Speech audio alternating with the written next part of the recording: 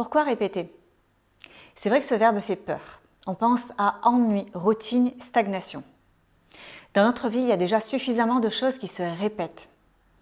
Le matin, il faut se lever, amener les enfants à l'école, manger, préparer à manger, se doucher, prendre son moyen de locomotion pour se déplacer au travail. Et c'est sans parler des choses qui se répètent malgré nous, inconsciemment. Par exemple, les relations toxiques, ou les amitiés qui déraillent, ou les choses au travail qui ne vont pas comme on veut. Et c'est pour les raisons pour lesquelles on n'a pas envie de s'imposer des contraintes supplémentaires, des répétitions obligatoires. Et ça se comprend. Aujourd'hui, dans un monde qui va trop vite, répéter, c'est synonyme de routine, de stagnation, de quelque chose qui n'avance pas. Et pourtant, aujourd'hui, j'ai envie de vous transmettre les vertus de la répétition. Je suis Sarah Bénard, coach en puissance oratoire et rayonnement féminin. J'accompagne les femmes ambitieuses qui souhaitent assumer pleinement leur présence en public ou dans leur vie quotidienne. Dans Rayonner au féminin, je t'invite à explorer l'art de la parole qui marque, celle qui allie justesse, style et présence. Chaque épisode est un rituel autour de la posture intérieure, de la voix incarnée ou de l'allure. Abonne-toi pour rayonner dans ta com et faire de ta parole ta plus belle signature. Qu'est-ce qui distingue une bonne d'une mauvaise répétition ou d'un mauvais entraînement? Appelez-le comme vous voulez. En tout premier, je dirais l'attention. Il ne faut pas que la répétition ou l'entraînement se fasse machinalement, mais en conscience. Chaque mot, chaque geste doit s'incarner et être mémorisé corporellement. Par exemple, lorsque je répète un texte, je sais où j'accentue un mot, je sais où je respire, je sais ce que je dois incarner au niveau de l'émotion, par exemple. Je suis entièrement concentrée sur le sens, sur ce que je dis. Mon attention est entièrement accaparée par ce que je suis en train de faire. Si je pense à ce que j'ai fait la veille ou à ce que je dois manger ce soir, je sais que c'est terminé, j'ai décroché. Cette hyperconcentration, je l'ai dans deux situations très particulières. Des situations qui accaparent l'ensemble de mes facultés de telle sorte à ce que mon esprit ne puisse plus s'introduire dans ce que je suis en train de faire. La première d'entre elles, c'est lorsque je fais mon cours de self-défense. Pendant ce cours, mon coach me demande de faire des mouvements avec les bras et de faire des mouvements différents avec les jambes. Et la coordination des mouvements n'est pas quelque chose de très naturel chez moi. Clairement, j'ai le sentiment de faire travailler des zones de mon cerveau qui sont un peu ramollies. C'est quelque chose qui est pas naturel et qui me demande une forte concentration. Et lorsque je sors de ce cours, j'ai réellement le sentiment d'avoir fait un lavage de cerveau. C'est-à-dire que pour pouvoir faire les mouvements correctement, mon cerveau a chassé de mon esprit toutes les pensées parasites. Et cela a créé une sorte d'état méditatif qui fait qu'à la fin du cours, j'ai complètement chassé mes soucis, mes préoccupations et j'ai le sentiment d'avoir lessivé clairement mon cerveau. Et ça, c'est un indicateur précieux du fait que vous avez été super concentré sur la séance. La deuxième situation qui produit un état d'hyperconcentration chez moi, c'est lorsque je fais une séance de chant. En fait, lorsque j'émets un son, les vibrations se transmettent dans tout mon corps, tout mon être, tout mon cerveau et je ne suis plus à moi, je suis le son, je suis la note, je suis la mélodie. De telle sorte qu'il m'est complètement impossible de chanter, de me concentrer vraiment sur un chant, je ne dis pas chantonner comme ça sous la douche, mais de me concentrer réellement sur un chant que je suis en train d'apprendre, y mettre vraiment l'intention que je veux et de penser en même temps à autre chose. C'est impossible pour moi. Et le signe qui fait que j'ai fait une séance hyper productive, c'est qu'en fait, il s'est passé 1h30 ou 2 heures en un claquement de doigts. Je ne m'en suis même pas rendu compte. Et ça, c'est clairement une des un des signes qui fait que vous avez été dans un état d'hypervigilance. Alors vous allez me dire, oui, mais comment reproduire ça dans les autres répétitions qu'on a envie de faire mais qui ne sont pas forcément génératrices de cet état? Eh bien, trouvez une activité dans laquelle vous êtes justement dans cet état d'hyperconcentration. Regardez ce qui se passe dans votre corps, les vibrations, les sensations, ce qui se passe également dans votre esprit, cette sorte de bulle dans laquelle vous êtes. Et mémorisez-la corporellement de telle sorte à la reproduire dans des cas peut-être un peu plus délicats pour vous qui nécessitent une vigilance extrême. Et c'est ça qui fera l'efficacité de votre répétition. Le deuxième signe qui distingue une bonne d'une mauvaise répétition d'un entraînement, c'est la nuance. Il existe une infinité de nuances d'une répétition à l'autre. Il y a des micro-changements, des micro-progressions qu'il est impératif de percevoir pour adapter votre entraînement ou votre répétition aux problématiques du jour. Cela ne saute pas forcément aux yeux puisque ce sont des micro-changements.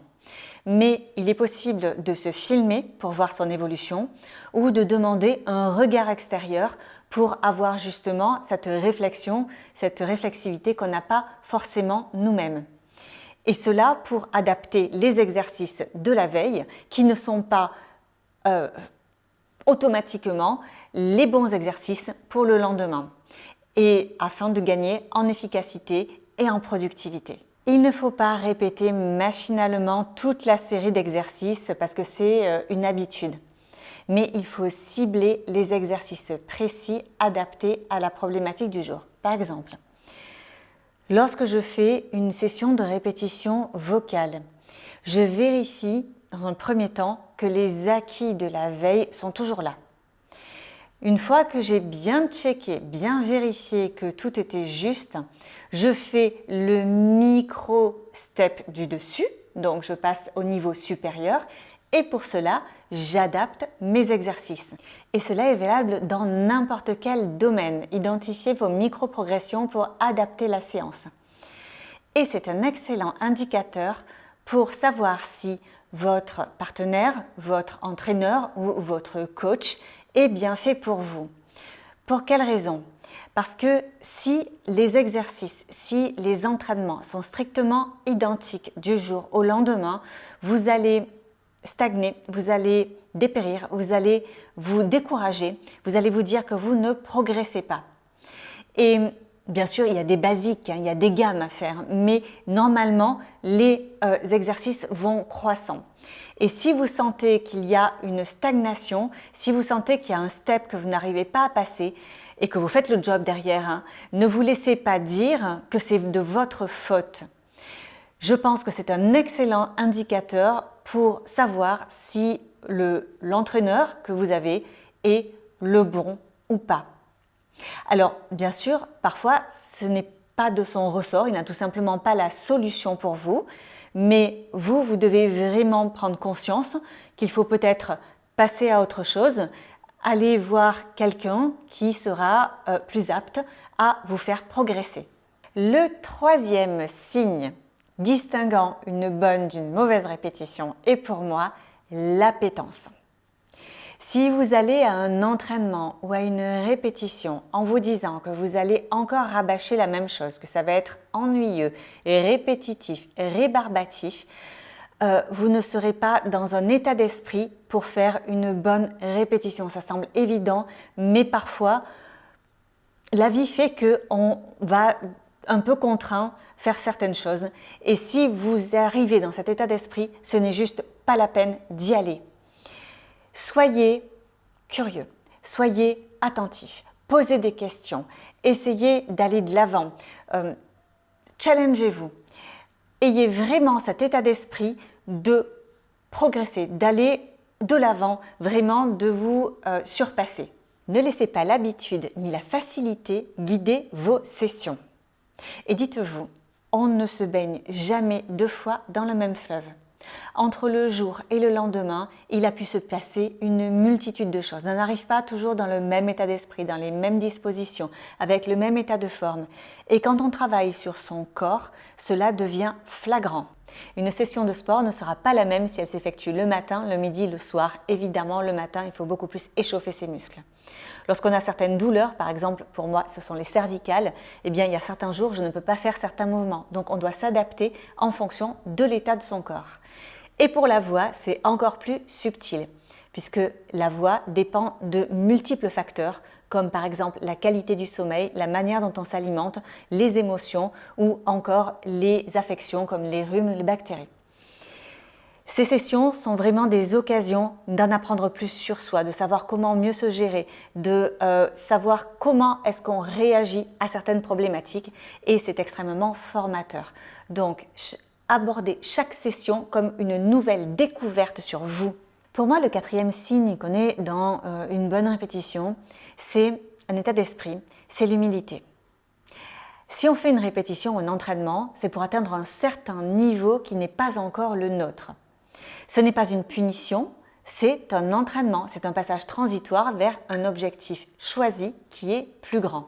Personnellement, je n'ai aucun problème avec ça.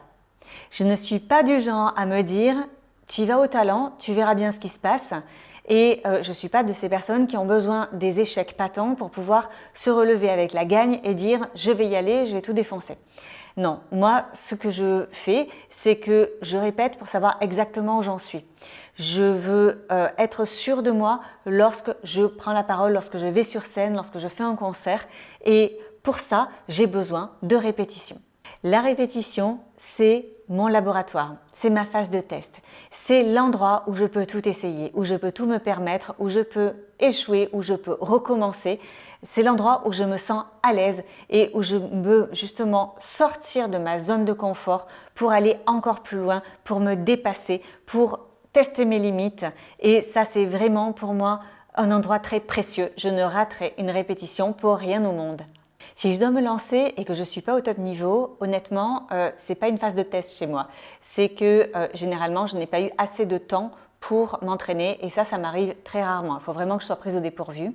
Et honnêtement, c'est quelque chose qui me met mal à l'aise. Je ne suis pas du tout dans bien avec moi-même et généralement, c'est des choses que j'évite de faire parce que je n'aime pas du tout me sentir dans ces situations de vulnérabilité. Je préfère maîtriser mon sujet et pour cela, rien de mieux que la répétition. J'espère que cet épisode vous a plu. J'aurais pu vous parler de la répétition encore longtemps, notamment dans le style. J'adore ce thème, donc si ça vous parle, n'hésitez pas à me laisser un commentaire. Ou encore la répétition dans les relations toxiques, c'est un sujet qui me parle beaucoup également. Donc si un de ces deux sujets ou les deux, vous avez envie de les entendre développer, eh bien notez-le en commentaire, ça me fera très plaisir et je ne manquerai pas de vous répondre. À très bientôt!